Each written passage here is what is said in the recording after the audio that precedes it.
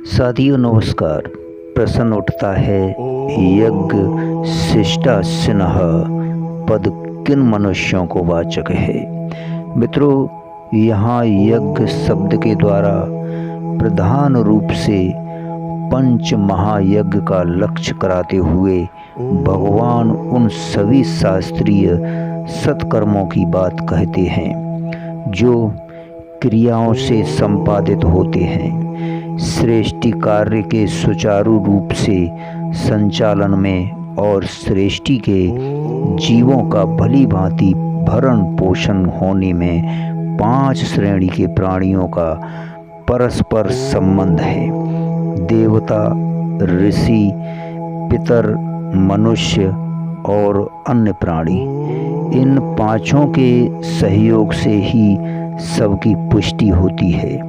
देवता समस्त संसार को इष्ट भोग देते हैं, ऋषि महर्षि सबको ज्ञान देते हैं, पितृलोग संतान का भरण पोषण करते हैं और हित चाहते हैं, मनुष्य कर्म के द्वारा सबकी सेवा करते हैं और पशु पक्षी वृक्ष आदि सबके सुख के साधन रूप में अपने को समर्पित किए रहते हैं। इन पांचों में योग्यता, अधिकार और साधन संपन्न होने के कारण सबकी पुष्टि का दायित्व मनुष्य पर है।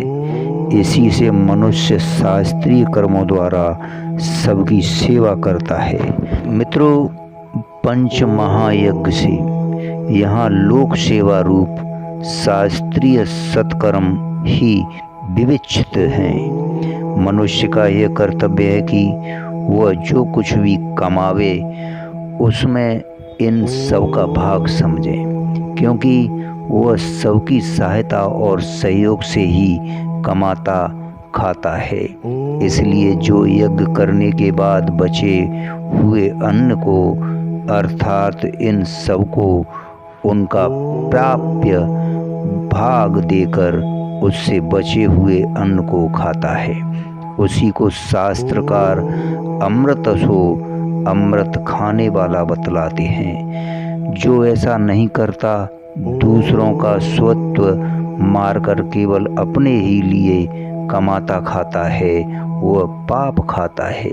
विभिन्न क्रियाओं से उपार्जित अन्न का भोजन उसके पकने पर ही होता है और उस अन्न की अग्नि में आहुति दिए बिना देव, यज्ञ और बलि वैश्वदेव सिद्ध नहीं होते।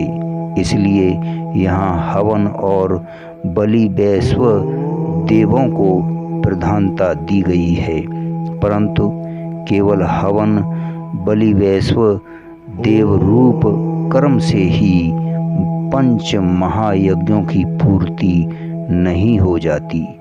यज्ञ से बचे हुए अन्न को खाने वाला वास्तव में वही है जो सबको अपनी कमाई का हिस्सा यथा योग्य देकर फिर बचे हुए को स्वयं काम में लाता है। ऐसे स्वार्थ त्यागी कर्मयोगी का वाचक यहाँ यज्ञ शिष्टासिनः पद कहा है। धन्यवाद, शुक्रिया।